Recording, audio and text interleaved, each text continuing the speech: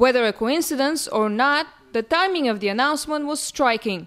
The European Commission adopted a regulation that prepares member states for a major gas crisis.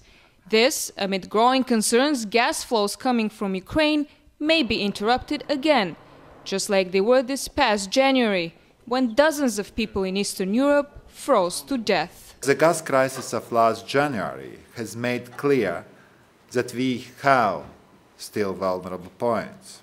The regulation establishes new ways for security of supply. To begin with, member states will have to show they're able to supply gas for 60 days in case of an emergency. Currently, all but 9 states fulfill this so-called N-1 requirement. Denmark, the only EU country that produces more gas than it consumes, is currently the best prepared. Countries like Lithuania and Slovenia, the worst placed, will have 3 years from the day the regulation becomes law to catch up.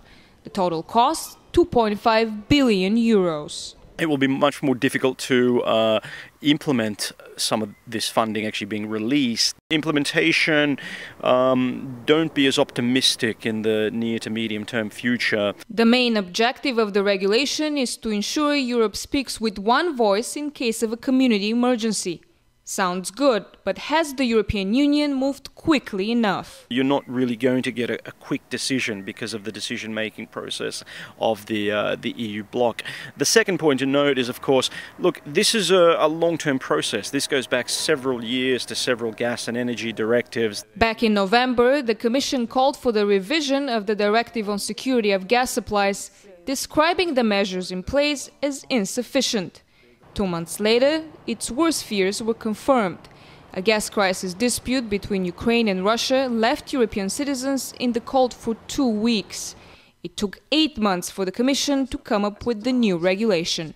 Why it took so long? We have extensive debate with industry, with member states. The regulation will still have to be passed into law by the European Parliament, which could take up to a year. The Commission's proposal comes days after the signing of the intergovernmental agreement on the Nabucco pipeline, which seeks to bring gas from the Caspian Sea, bypassing Russia. The newly adopted regulation also comes a day before crucial talks between Ukraine and Russia. All of this a sign that concerns over the possibility of another gas crisis remain real, and so the precautions.